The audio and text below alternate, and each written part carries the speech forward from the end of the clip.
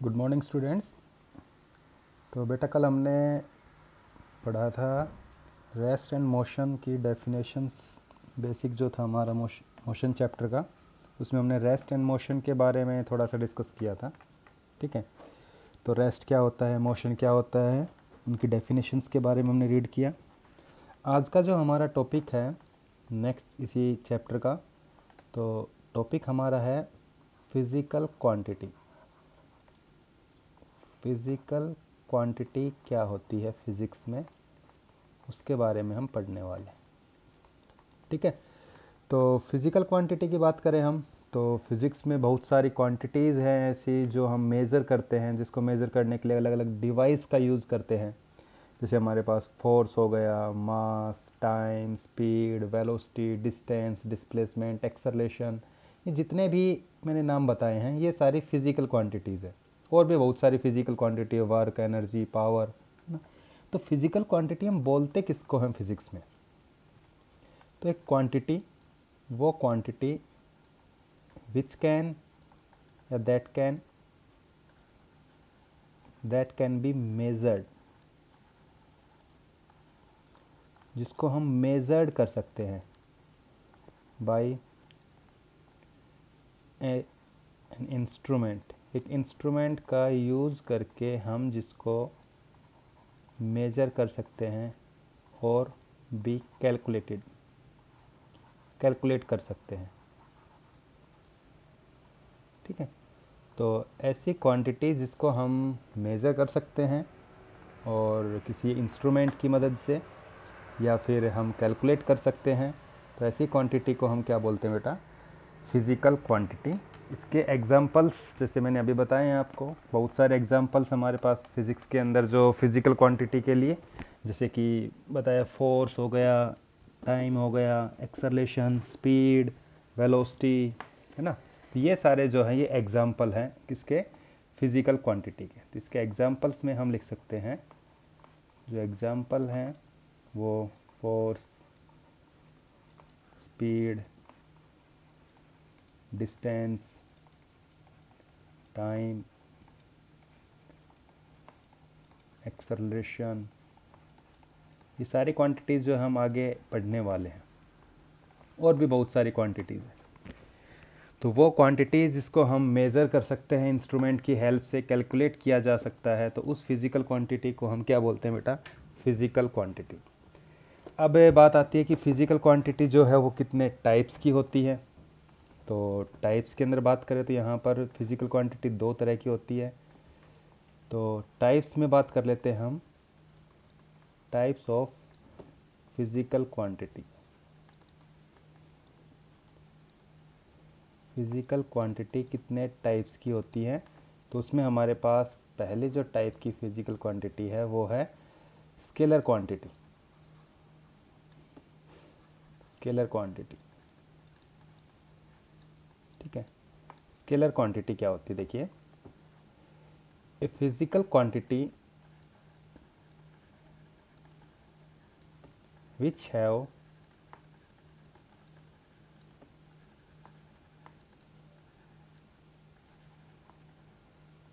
a physical quantity which have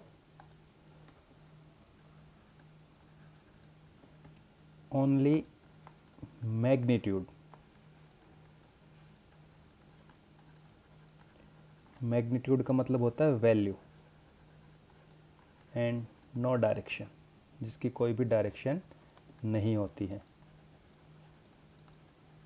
called, उसको हम बोलते हैं क्या? Scalar quantity.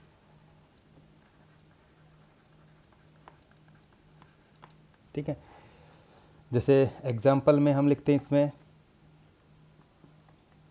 हमारे पास टाइम हो गया, मास,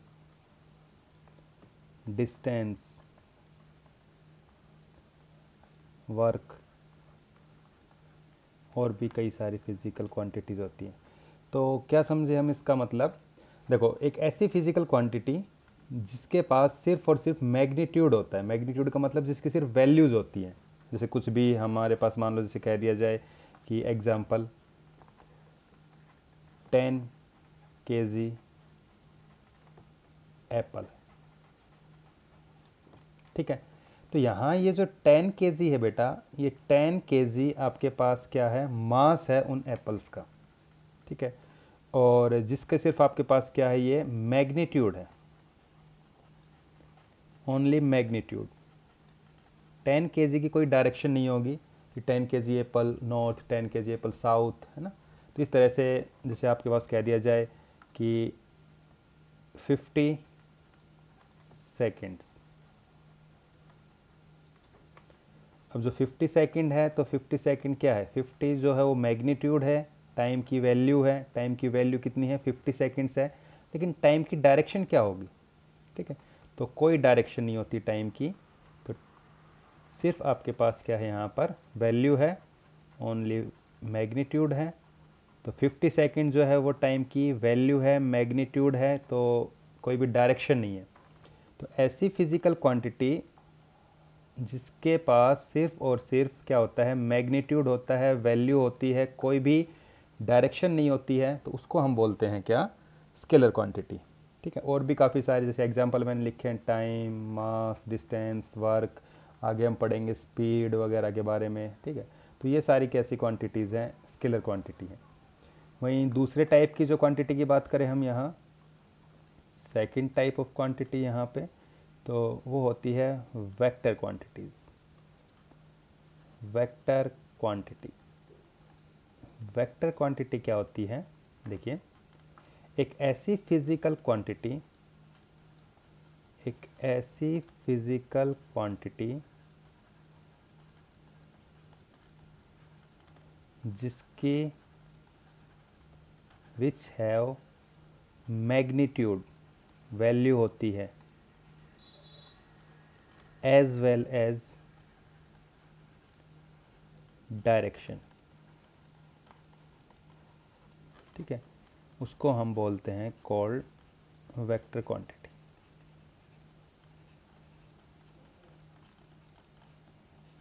ठीक है, जैसे एग्जाम्पल हमने यहाँ पे लिखा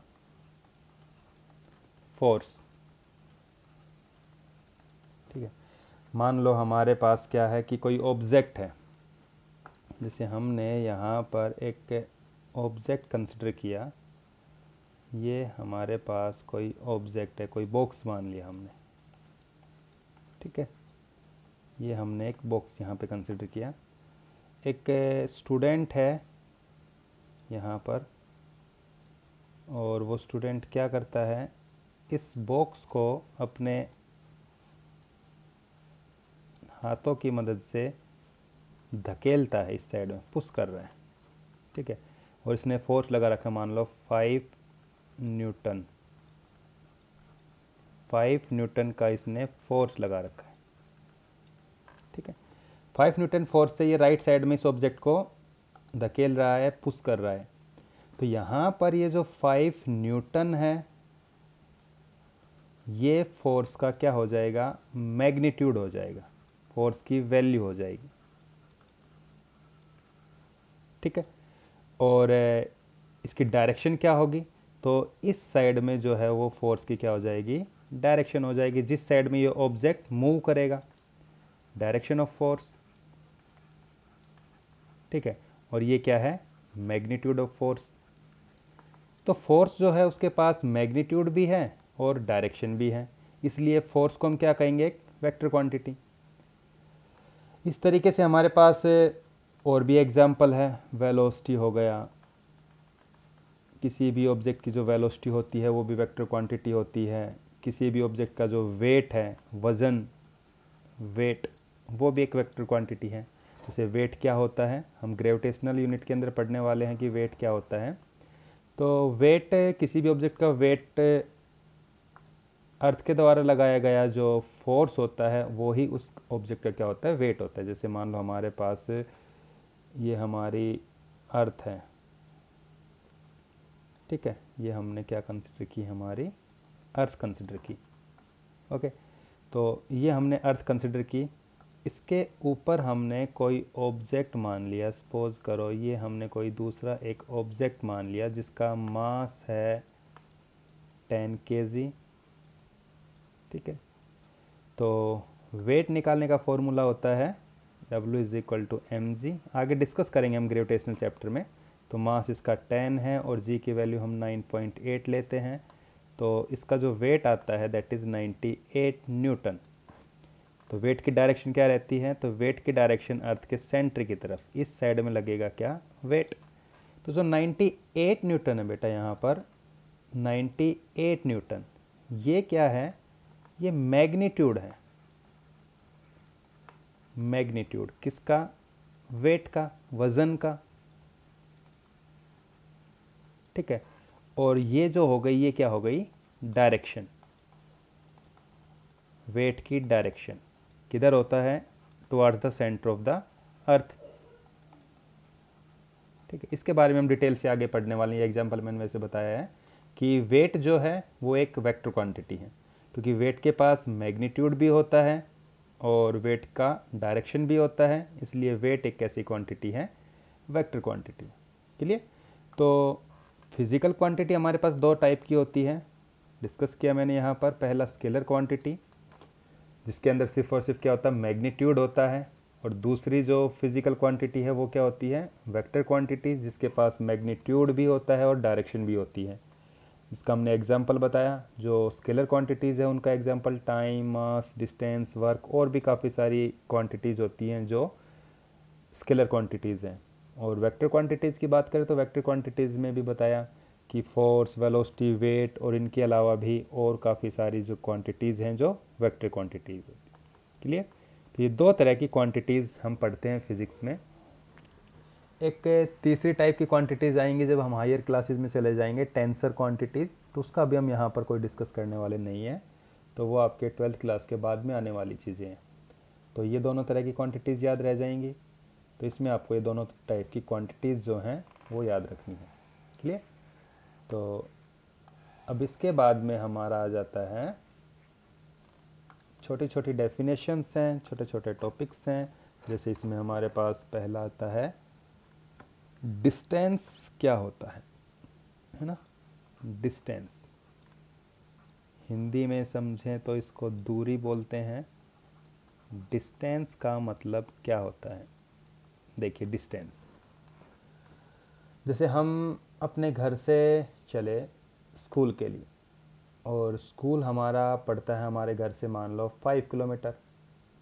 तो जो हमने जो डिस्टेंस, जो पाथ हम ट्रैवल करेंगे, जो रास्ता हम चल के जाएंगे स्कूल तक, तो कितना लंबा रास्ता हमने चला, तो उस रास्ते की जो लंबाई है, उस पाथ की जो लंबाई है, वो लंबाई क्या कहलाएगी? डिस्टेंस कहलाएगी। ठीक है, कि कोई भी जो ऑब्जेक्ट है वो वास्तव में कितना पाथ ट्रैवल कर रहा है। वो आप किसी भी साधन से, आप बस से जा रहे हैं, आप पैदल जा रहे हैं, आप किसी भी मतलब साधन के द्वारा आप जा रहे हो, तो कितना पाथ आपने एक्चुअल में ट्रैवल किया है, that path is called distance. ठीक है, तो इसकी जो डेफिनेशन है उसमें हम लिखते हैं डिस्टेंस में क्या? Actual path, actual path travelled bye an object, travelled bye an object, किसी भी ऑब्जेक्ट के द्वारा एक्चुअल में कितना पाथ चला गया, इज कॉल्ड, उसको हम बोलते हैं क्या? डिस्टेंस। ठीक है, मान लो जैसे हमारे पास एक पॉइंट है, ये ए, सपोज करो ये हमारा घर ही है, होम। ठीक है, और एक दूसरा पॉइंट है, मान लिया हमारे पास ये बी, जो हमारा क्या है? स्कूल है। और हम स्कूल से घर जाने के लिए हमारे पास रास्ता कुछ इस तरीके से होकर जाता है, ऐसे होता हुआ, फिर ऐसे, इस तरीके से। ठीक है, और हम इस रास्ते को फॉलो करते हुए स्कूल पहुंचते हैं, और इस रास्ते की जो लंबाई है वो मान लिया हमने कितनी है? 5 किलोमीटर। ठीक है, तो ये जो 5 किलोमीटर है यहाँ पर, ये 5 किलोमीटर आपकी डिस्टेंस हो गई between home and school. School और होम के बीच में, घर के बीच में जो आपकी डिस्टेंस हो गई वो कितनी हो जाएगी यहाँ पे? 5 किलोमीटर। ठीक है, मीटर में बदलते हैं तो इसको हम 1000 से मल्टीप्लाई कर देंगे। कि 1 किलोमीटर में 1000 मीटर होते हैं, तो ये आपकी 5000 मीटर डिस्टेंस आ गई ए से बी तक। क्लियर। तो हम जो पाथ चल के जाएंगे उस पाथ की कितनी लंबाई है, वो लंबाई क्या कहलाएगी, डिस्टेंस कहलाएगी। क्लियर। तो डिस्टेंस तो ये होती है। अब कुछ पॉइंट्स है डिस्टेंस के बारे में जो आपको याद रखने हैं। पहली चीज़, डिस्टेंस जो है it is a scalar quantity. Scalar quantity होती है डिस्टेंस, मतलब इसके पास सिर्फ और सिर्फ क्या होता है, मैग्नीट्यूड होता है, ओनली मैग्नीट्यूड, कोई भी डायरेक्शन नहीं होती है। ठीक है।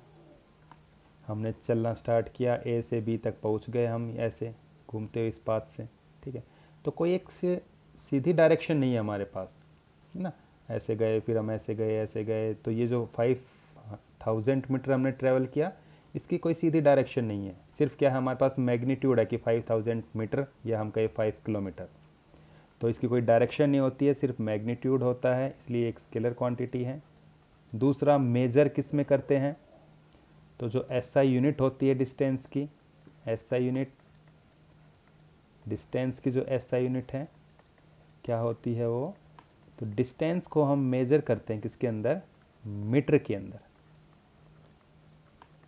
मीटर के अंदर। ठीक है। और अदर यूनिट्स आ जाती हैं, अदर यूनिट्स जो है डिस्टेंस की, जिसको हम डिस्टेंस को मेज़र करते हैं, अदर यूनिट्स ऑफ डिस्टेंस। तो एसआई यूनिट की बात की जाए तो आपकी मीटर रहेगी। अदर यूनिट्स में हमारे पास इंच आ जाता है, फुट आ जाता है, यार्ड, ना, किलोमीटर, इस तरीके से और भी काफ़ी सारी यूनिट्स होती हैं जो आपकी डिस्टेंस को मेज़र करने के लिए, छोटी डिस्टेंस को मेज़र करने के लिए हम माइक्रोमीटर, पिकोमीटर, फर्मी, तो ये काफ़ी सारी ऐसी यूनिट्स हैं जो हम हायर क्लासेस में जाने के बाद में पढ़ते हैं। तो हमें अभी याद रखना है कि जो यूनिट एसआई यूनिट है डिस्टेंस की वो क्या होती है, तो एसआई यूनिट क्या होती है, मीटर। क्लियर। सेकंड पॉइंट था ये। थर्ड पॉइंट, डिस्टेंस कभी भी नेगेटिव नहीं होती है। Distance never be negative, negative नहीं होती है। It have only positive value और ज़ीरो।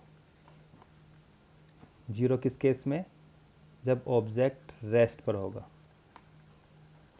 जब ऑब्जेक्ट रेस्ट पर होगा तो चलेगा ही नहीं, और चलेगा नहीं तो उसके द्वारा डिस्टेंस कितनी ट्रैवल की जाएगी, ज़ीरो।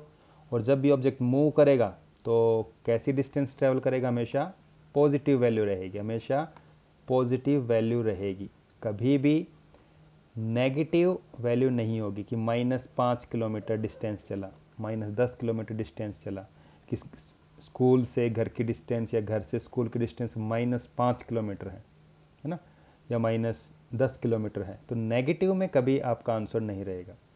क्लियर। तो ये कुछ पॉइंट्स थे डिस्टेंस के बारे में। डिस्टेंस एक स्केलर क्वांटिटी है, डिस्टेंस को हम किस में मापते हैं, डिस्टेंस नेगेटिव नहीं हो सकता, और डिस्टेंस की वैल्यू हमेशा पॉजिटिव होती है या फिर ज़ीरो होती है। ज़ीरो किस केस में होती है, तो ज़ीरो जब ऑब्जेक्ट किस पे होता है, रेस्ट में होता है। तो ये हमारा जो है डिस्टेंस के बारे में कुछ बेसिक से पॉइंट्स हैं। क्लियर। तो हमने पढ़ा कि डिस्टेंस क्या होता है, कि कोई भी ऑब्जेक्ट कितना पाथ चलता है उसके द्वारा चला गया जो पाथ है वो क्या कहलाता है, डिस्टेंस कहलाता है। फिर डिस्टेंस से रिलेटेड कुछ पॉइंट्स हैं, वो पॉइंट्स हमने यहाँ पे डिस्कस किए हैं। तो जैसे हमने मान लो कि अब एक क्वेश्चन हम सोल्व करते हैं। मान लो हमारे पास एक क्वेश्चन है यहाँ पर, जिसे क्वेश्चन लिख दिया गया कि Ram travel 10 metre from his house towards east direction,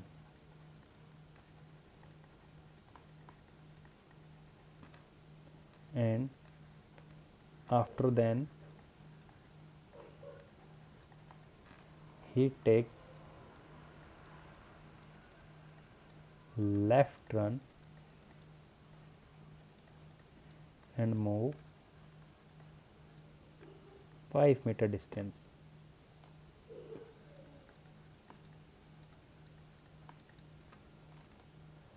Find how much distance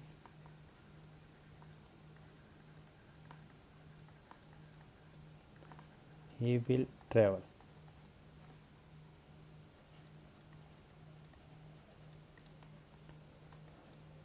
कि एक केस कोई स्टूडेंट है, मान लो राम, वो अपने घर से, जैसे हमारे पास क्या है 4 डायरेक्शंस होती हैं,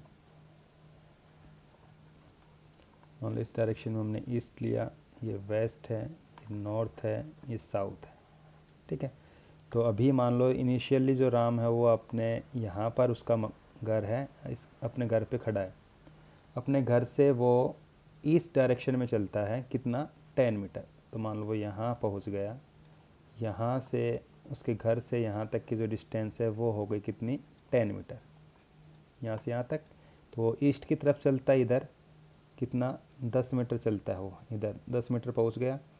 उसके बाद में वो लेफ़्ट टर्न लेता है, लेफ़्ट टर्न का मतलब है वो अपने नॉर्थ डायरेक्शन में। तो लेफ़्ट टर्न उसने लिया, लेफ़्ट टर्न लेकर वो चलता है इस डायरेक्शन में कितनी दूर, तो वो चलता है 5 मीटर दूर। लेफ़्ट टर्न लेने के बाद में 5 मीटर, मान लो वो यहाँ पहुँच गया, ठीक है। तो अपने घर से ये उसका घर है, हाउस, और ये उसका फाइनल पॉइंट जहाँ वो पहुँचता है। तो यहाँ से यहाँ तक टोटल उसने कितनी डिस्टेंस की ट्रैवल की, तो टोटल जो डिस्टेंस वो ट्रैवल करेगा, टोटल जो पाथ उसने चला, कितना चला, तो 10 मीटर वो ईस्ट में गया 10 मीटर, प्लस में 5 मीटर वो नॉर्थ में गया तो 5 मीटर, तो टोटल डिस्टेंस उसने कितनी चली 15 मीटर, ठीक है।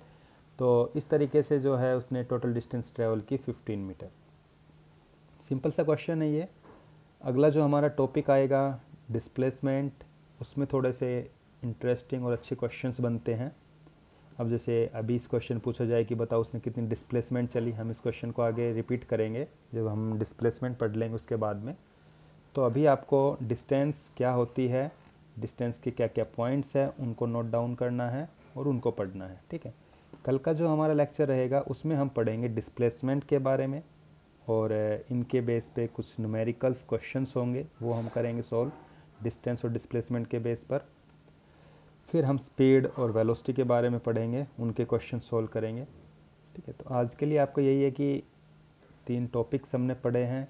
फिज़िकल क्वांटिटी क्या होती है, कितने टाइप्स की होती है, स्केलर क्वांटिटी क्या है, वेक्टर क्वांटिटी क्या है, और डिस्टेंस क्या होती है, ठीक है। तो बेटा इनको साथ के साथ नोट कर लेना और इनको अच्छे से रिवाइज़ कर लेना। ओके, तो आज के लिए इतना ही है।